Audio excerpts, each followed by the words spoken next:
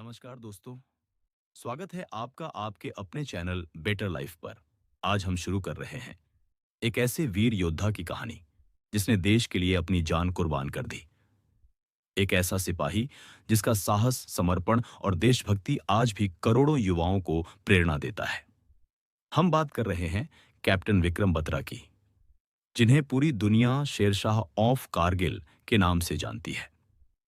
विक्रम बत्रा का बचपन और पारिवारिक जीवन 9 सितंबर 1974 हिमाचल प्रदेश के पालमपुर में एक मध्यम वर्गीय परिवार में जन्मे विक्रम बत्रा का जीवन शुरू हुआ एक साधारण माहौल में। उनके पिता गिरिधारी लाल बत्रा एक सरकारी स्कूल में प्रिंसिपल थे और मां कमलकांता बत्रा एक स्कूल टीचर थीं। उन्हें कुल 4 भाई बहनों में से तीसरे नंबर पर जन्म लेने का सौभाग्य मिला।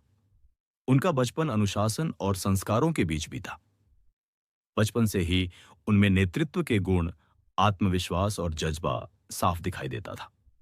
शिक्षा और शुरुआती रुचियां विक्रम ने अपनी प्रारंभिक शिक्षा डीएवी स्कूल पालमपुर से पूरी की। स्कूल के दिनों से ही वे पढ़ाई के साथ साथ खेलों में भी अव्वल रहते थे। वे कराटे में ग्रीन बेल्ट थे और स्कूल के एनसीसी नेशनल कैडेट कोर में भी सक्रिय सदस्य थे।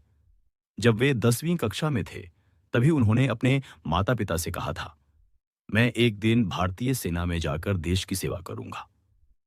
ये कोई साधारण सपना नहीं था। विक्रम इस सपने को जी रहे थे।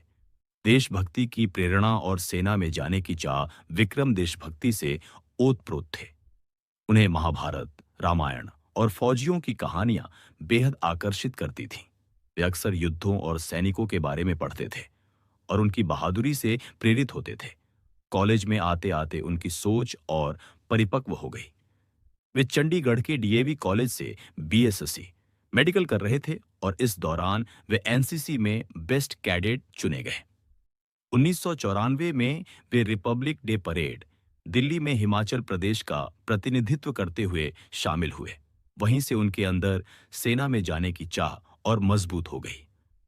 सेना में भर्ती की तैयारी, कॉलेज के बाद विक्रम का चयन मर्चेंट नेवी में हो गया था और उन्हें हांगकांग की एक कंपनी से नौकरी का प्रस्ताव भी मिला। लेकिन उनके मन में कुछ और ही था। उन्होंने यह प्रस्ताव ठुकरा दिया। उन्होंने कहा, पैसों से ज्यादा गर्व की जरूरत है। मैं देश के लिए जीना चाहता हूं और लिए मरना चाहता हूं। इसके बाद उन्होंने सीडीएस कंबाइंड डिफेंस सर्विसेज की परीक्षा दी और भारतीय सैन्य अकादमी देहरादून के लिए चयनित हो गए। भारतीय सैन्य अकादमी आईएमए में जीवन आईएमए में प्रवेश लेना कोई साधारण बात नहीं होती। यहां अनुशासन, प्रशिक्षण और मानसिक मजबूती का कड़ा इम्तिहान होता है। लेकिन विक्रम ने हर चुनौती को स्वीकार किया और अपने साथियों के बीच हमेशा एक प्रेरणा स्रोत बने रहे। उन्होंने जून 1996 में प्रशिक्षण पूरा किया और 13 जम्मू एंड कश्मीर राइफल्स में बतौर लेफ्टिनेंट कमीशन प्राप्त किया। सेना में शुरुआत और नेतृत्व का प्रमाण शुरुआती पोस्टिंग उन्हें सोपोर, कश्मीर में मिली। यह एक आतंक प्रभावित क्षेत्र था।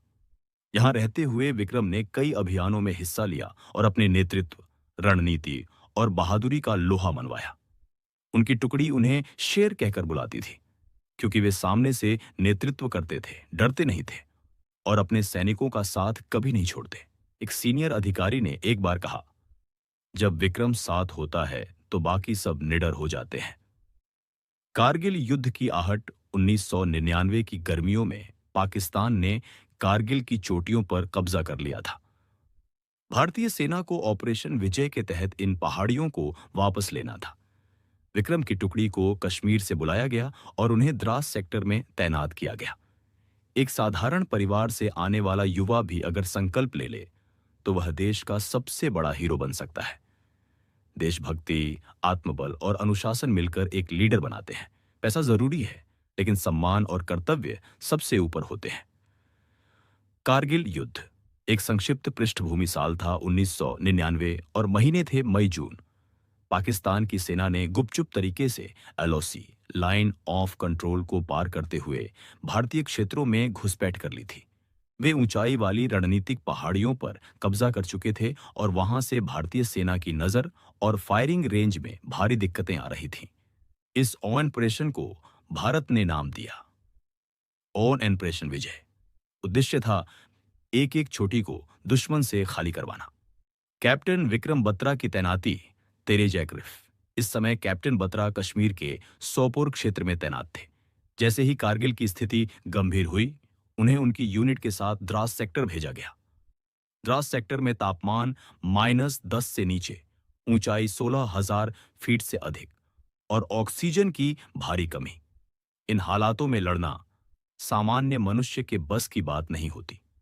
लेकिन विक्रम बत्रा और उनकी यूनिट को इस कठिन ऑपरेशन की जिम्मेदारी मिली थी।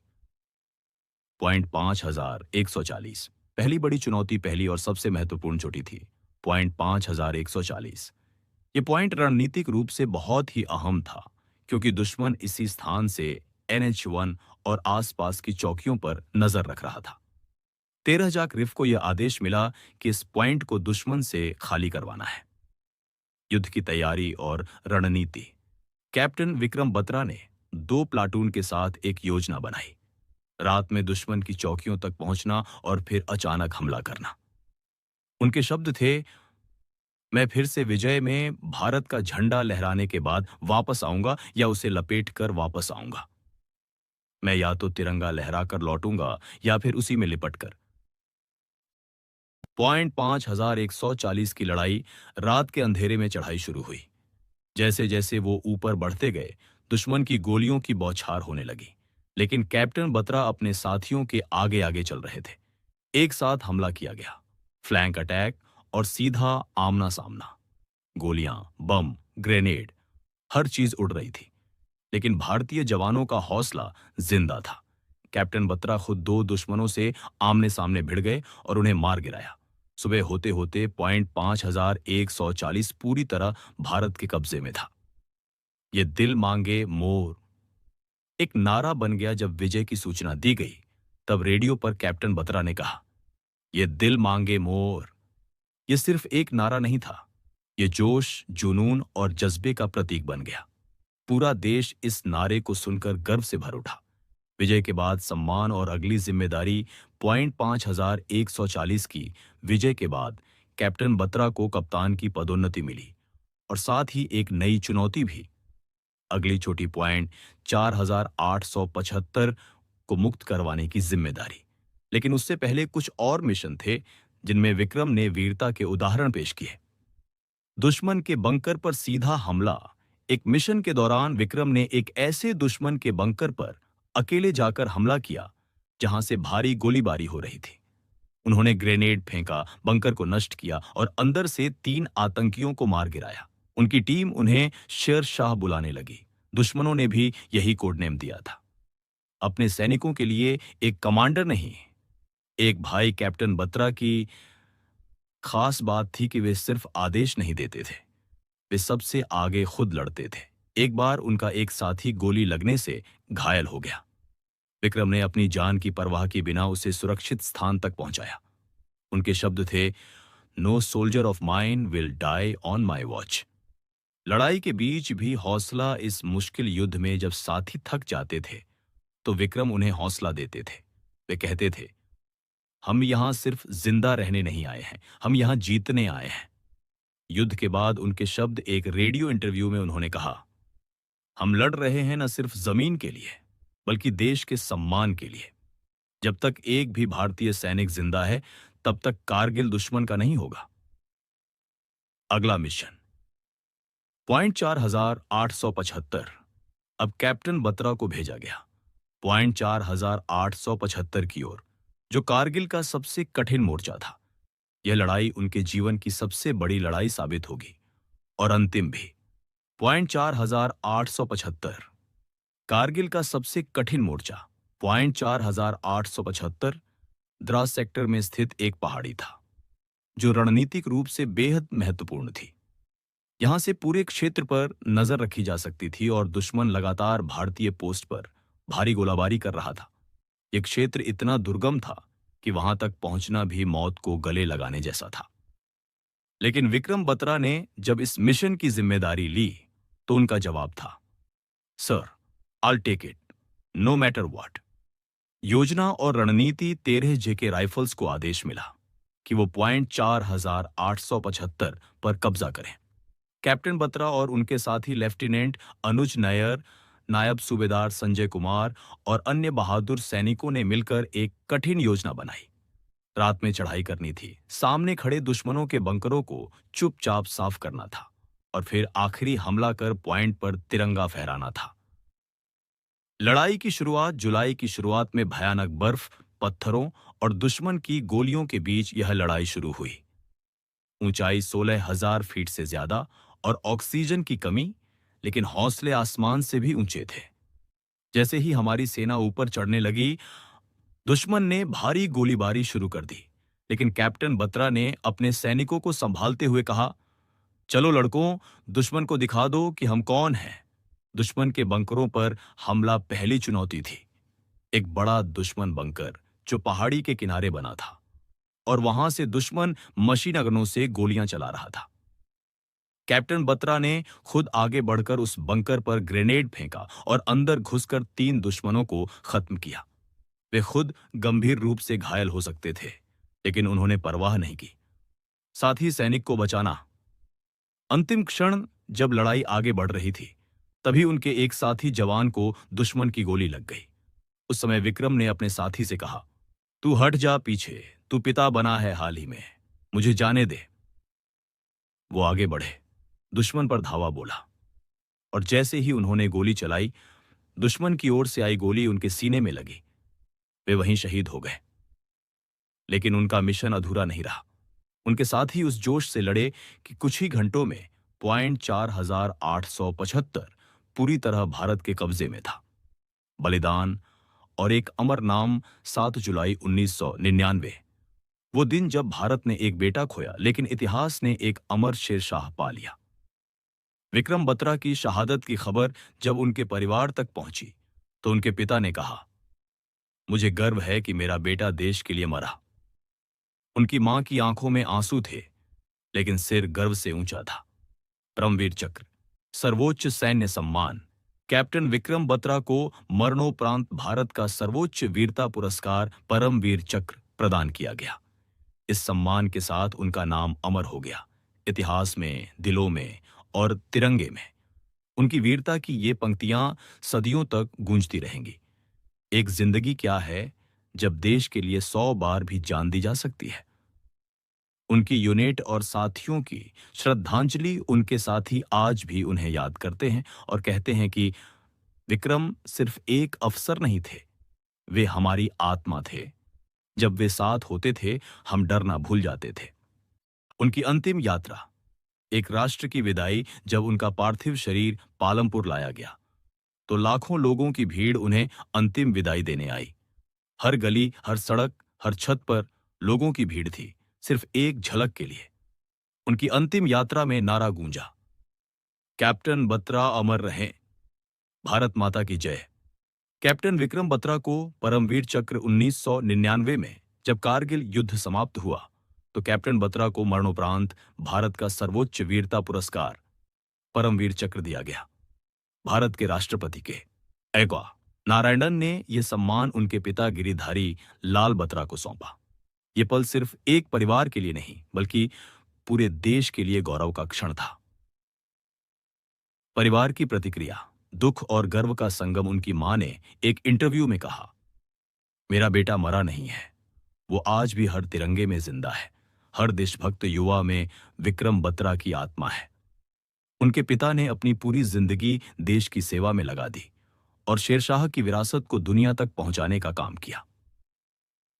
शिक्षण संस्थानों और स्मारकों में सम्मान। पालमपुर में विक्रम बत्रा के नाम से एक स्मारक बनाया गया है। उनका स्कूल और कॉलेज अब उनके नाम से जाने जाते हैं। आईएमए देहरादून में उनका चित्र सम्मान पूर्वक सजाया गया है। कई सड़कों, पार्कों और सार्वजनिक स्थानों का नाम कैप्टन बत्रा मार्ग रखा गया है। फिल्में, किताबें और डॉक्यूमेंट्री। 2021 में आई फिल्म शेरशाह, जिसमें सिद्धार्थ मल्होत्रा ने विक्रम बत्रा का किरदार निभाया, ने पूरे देश को एक बार फिर उनके जीवन से जोड़ा। यह फिल्म न सिर्फ एक प्रेम कहानी थी, बल्कि एक राष्ट्र के प्रति प्रेम और बलिदान की महागाथा थी। डिंपल चीमा। सच्चे प्यार की मिसाल। कैप्टन बत्रा की मंगेतर डिंपल चीमा आज भी अविवाहित हैं। उन्होंने कहा, मैंने विक्रम से कभी शादी नहीं की, लेकिन मैं खुद को आज भी उनकी पत्नी मानती हूं। उनका यह समर्पण दर्शाता है कि शहीदों का प्रेम भी अमर होता है। युवाओं के लिए प्रेरणा। कैप्टन विक्रम बत्रा की कहानी आज भारत के लाखों युवाओं को फौज में जाने, देशभक्ति निभाने और नेतृत्व के मूल्यों को अपनाने की प्रेरणा देती है। उनकी ये बातें आज भी एनसीसी कैडेट्स, सैनिक स्कूल्स और आईएमए के कैडेट्स को पढ़ाई जाती हैं। Life by chance, love by choice और किल बाय प्रोफेशन। अंतर्राष्ट्रीय पहचान। उनकी वीरता की कहानियां आज अमेरिका, ब्रिटेन और अन्य देशों की मिलिट्री एकेडमीज में भी पढ़ाई जाती है। शर्षा को एक कोड नेम की तरह आज भी दुनिया याद रखती है। विक्रम बत्रा से मिलने वाली जीवन सीखें। वेग। साहस सिर्फ युद्ध में नहीं, जीवन में भी जरूरी है। 2, कभी समझौता मत करो। अपने मूल्यों और सपनों से। 3, नेतृत्व का मतलब सिर्फ आगे चलना नहीं, बल्कि सबसे पहले खड़े होना है। 4, जिंदगी छोटी है, उसे देश, समाज और दूसरों के लिए जियो। 5, बलिदान का अर्थ सिर्फ मृत्यु नहीं, बल्कि अपनी इच्छाओं को पीछे छोड़कर देश को प्राथमिकता देना है। उनके शब्द जो आज भी गूंजते हैं, मैं तिरंगा लहरा कर आऊंगा या फिर उसी में लिपट कर, लेकिन वापस जरूर आऊंगा। ये पंक्ति आज हर देशभक्त की आत्मा को छू जाती है। उनकी सोच। एक सामान्य युवा भी हीरो बन सकता है। विक्रम बत्रा ने कभी कोई बड़ा दावा नहीं किया। वे एक साधारण परिवार से थे, साधारण सपनों के साथ। लेकिन जब देश ने पुकारा, उन्होंने असाधारण काम कर दिखाया। शेर शाह की कहानी क्यों जरूरी है आज भी? आज के युग में जहां सोशल मीडिया, दिखावा और शॉर्टकट्स का बोलबाला है, विक्रम बत्रा हमें याद दिलाते हैं कि कर्तव्य ही असली धर्म है। सम्मान पैसे से नहीं, सेवा से मिलता है। सच्चा प्यार कभी मरता नहीं। सच्चा हीरो वो होता है जो खुद के लिए नहीं, सबके लिए जीता है। बेटर लाइफ चैनल की ओर से श्रद्धांजलि। हम इस संपूर्ण सीरीज के माध्यम से कैप्टन विक्रम बत्रा को श्रद्धांजलि अर्पित करते हैं।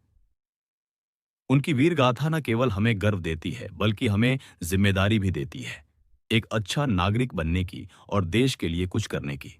दोस्तों, ये था शेर शाह ऑफ कारगिल की पूरी कहानी। अगर आपको यह प्रेरणादायक वीडियो पसंद आई हो तो इस वीडियो को शेयर करें, ताकि देश का हर युवा शेरशाह से प्रेरणा ले सके। शेरशाह अमर रहें। जय हिंद, वंदे मातरम।